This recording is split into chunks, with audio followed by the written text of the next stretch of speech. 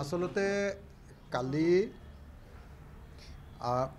ৰাহুল গান্ধীৰ ওপৰত আক্ৰমণ, জয়ৰাম ৰমেশ ডাঙৰীয়াৰ ওপৰত আক্ৰমণ আৰু ভূপেন বৰা ডাঙৰীয়াৰ ওপৰত শাৰীৰিকভাৱে আক্ৰমণ।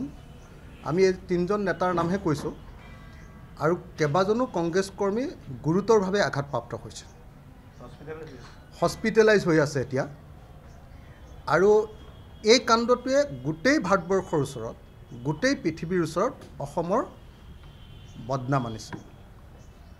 আৰু এনেকৈ অসমৰ বদনাম আনি সমগ্ৰ ভাৰতবাসীৰ ওচৰত ৰাহুল গান্ধীৰ উপস্থিতিত ভাৰতবৰ্ষৰ আটাইতকৈ ডাঙৰ বিৰোধী ৰাজনৈতিক দল তেওঁলোকৰ এটা ভাৰত জোড়ো যাত্ৰা, অনুমতি লৈ কৰা এটা যাত্ৰা, শান্তিপূৰ্ণ এটা যাত্ৰা, সেই যাত্ৰাৰ ওপৰত এনেকুৱা অবাঞ্ছিত,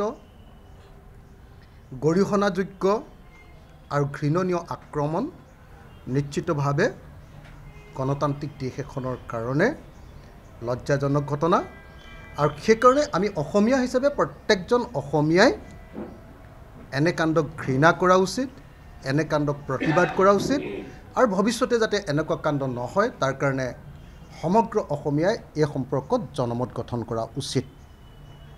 ইতিমধ্যে আমাৰ বিৰোধী ঐক্যমঞ্চৰ পিনৰ পৰা খুব স্পষ্টভাৱে ইতিমধ্যে কৈয়ে দিয়া হ'ল যে আমি দুটা কাৰণত মুখ্যমন্ত্ৰীজনৰ বা গৃহমন্ত্ৰীজনৰ পদত্যাগ আমি দাবী কৰিছোঁ।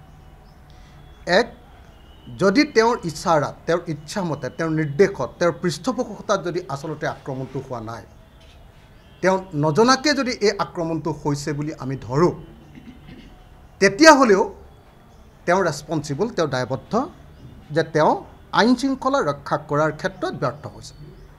ভাৰতবৰ্ষৰ আটাইতকৈ ডাঙৰ বিৰোধী দল আৰু এজন গুৰুত্বপূৰ্ণ নেতা ৰাহুল গান্ধী আৰু লগতে কেন্দ্ৰীয় মন্ত্ৰী, লগতে যোগেন্দ্ৰ যাদৱৰ নিচিনা ডাঙৰ পলিটিকেল ছ'চিয়েল এক্টিভিষ্ট আৰু একেটা সময়তে APCCৰ প্ৰেছিডেণ্ট, তেখেতসকল থকা এটা প্ৰচেছনৰ ওপৰত যেতিয়া এতিয়া দিনৰ পোহৰত তেনেকুৱা আক্ৰমণ হ'ব পাৰে, ইয়াক জংগল ৰাজ বুলি কোৱাই নহয়, ইয়াক নিশ্চিতভাৱে হিটলাৰী ৰাজ বুলি ক'ব লাগিব। আমাৰ অসমত আৰু ভাৰতবৰ্ষত যে আনডিক্লেয়াৰ্ড, ঘোষণা নকৰাকৈ অঘোষিত জৰুৰীকালীন অৱস্থা এটা যে চলি আছে আৰু ৰাজ্যখনত যে জনতাৰ নিৰাপত্তা নাই, ৰাইজৰ নিৰাপত্তা নাই, মানুহৰ নিৰাপত্তা নাই, ৰাষ্ট্ৰৰ মূল দায়িত্ব জনতাক নিৰাপত্তা প্ৰদান কৰা, সেই নিৰাপত্তা প্ৰদান কৰাৰ ক্ষেত্ৰত ব্যৰ্থ হোৱাৰ কাৰণে আমি মুখ্যমন্ত্ৰী তথা গৃহমন্ত্ৰী হিমন্ত বিশ্ব শৰ্মাৰ পদত্যাগ দাবী কৰিছোঁ। 1 নম্বৰ। 2 নম্বৰ, ঘটনাত এনেকুৱা লাগে যে মুখ্যমন্ত্ৰীজনে নিজে আচলতে এই ঘটনাটোক পৃষ্ঠপোষকতা কৰিছে বা উচতনি দিছে। মুখ্যমন্ত্ৰীজনে নিজে এই বস্তুটোক লৈ তেওঁ নিজে এই পৰিকল্পনাত জড়িত থকা যেন অনুমান হয় তেওঁ কথা বাৰ্তাৰ পৰা। আৰু তেওঁ নিজে এই ঘটনাটোৰ ওপৰত উদ্বেগ প্ৰকাশ কৰাৰ পৰিৱৰ্তে এই ঘটনাটোক তেওঁ লিগেলাইজ কৰিবৰ কাৰণে, মান্যতা দিবৰ কাৰণে যত্ন কৰা আমি দেখিবলৈ পাইছোঁ। গতিকে তেওঁ নিজে উল্টাই ৰাহুল গান্ধীয়েহে মানে জয় শ্ৰীৰাম কোৱাৰ কাৰণে তেওঁলোকক মানে হেৰি কৰা বুলি টুইট কৰা আমি নিজে দেখিবলৈ পাইছোঁ। তাৰমানে এই গোটেই ঘটনাটোত অসমৰ মুখ্যমন্ত্ৰীজন, অসমৰ গৃহমন্ত্ৰীজনৰ পৃষ্ঠপোষকতা এটা ক'ৰবাত প্ৰত্যক্ষ বা পৰোক্ষভাৱে আছে। গতিকে যদি বাহিৰৰ পৰা অহা এজন মানুহক, আমাৰ এজন অতিথিক, ভাৰতবৰ্ষৰ সৰ্ববৃহৎ বিৰোধী ৰাজনৈতিক দলটোৰ নেতা এজনক এনেকৈ দিনৰ পোহৰত আক্ৰমণ কৰাৰ ঘটনা ঘটে আৰু তাত যদি চৰকাৰখন নিজে জড়িত হৈ থাকে আৰু মুখ্যমন্ত্ৰী বা গৃহমন্ত্ৰীৰ উচতনি বা পৃষ্ঠপোষকতা তাত যদি জড়িত হৈ থাকে, নিশ্চিতভাৱে এই কেছটো গৃহমন্ত্ৰীৰ পদত্যাগ দাবী কৰিব পৰা এটা গুৰুত্বপূৰ্ণ কেছ। গতিকে আমি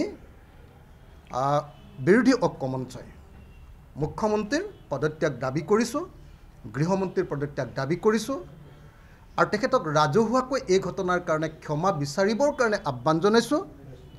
আৰু পৰৱৰ্তী সময়ৰ যিমানবিলাক কাৰ্যসূচী আছে